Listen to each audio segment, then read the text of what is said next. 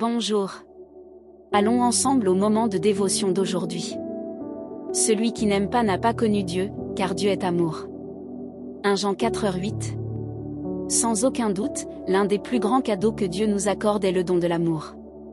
Aimer et être aimé est une expérience extraordinaire, un présent d'une valeur inestimable. Cependant, malheureusement, pour diverses raisons, beaucoup de personnes cessent de goûter à la véritable essence de l'amour.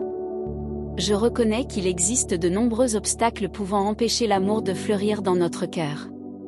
Parfois, les circonstances échappent à notre contrôle, et des barrières surgissent, semblant neutraliser l'amour dans notre vie. Si tu te trouves dans une telle situation, permets-moi de partager un témoignage personnel qui peut apporter de l'espoir. Lorsque j'étais enfant, je n'ai pas grandi dans un foyer fonctionnel et j'ai manqué d'amour. Pourtant, j'ai toujours rêvé d'avoir mes propres enfants et de fonder une famille dans laquelle je pourrais offrir ce que je n'avais pas reçu.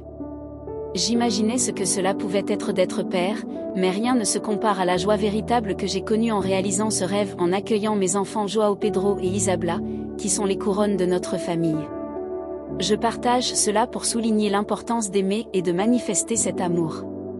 Même si ton environnement est difficile ou même hostile aux expressions d'attention et d'affection, sache que tu as été touché par l'amour du Père et que tu dois le partager pour apporter la transformation à ton foyer et à ta famille. Ne laisse pas la routine ou la facilité étouffer les démonstrations d'amour dans ta maison. Exprime, par des paroles et des gestes, à quel point tu aimes et te soucies de ceux qui t'entourent. Valorise et célèbre cette grâce extraordinaire que Dieu nous a donnée, l'amour. Réfléchis Y.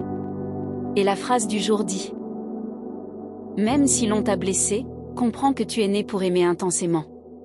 Décide d'aimer chaque jour de ta vie. Si tu as aimé notre dévotion, suis notre chaîne et rejoins-nous pour des prières quotidiennes. Gros câlin et à demain.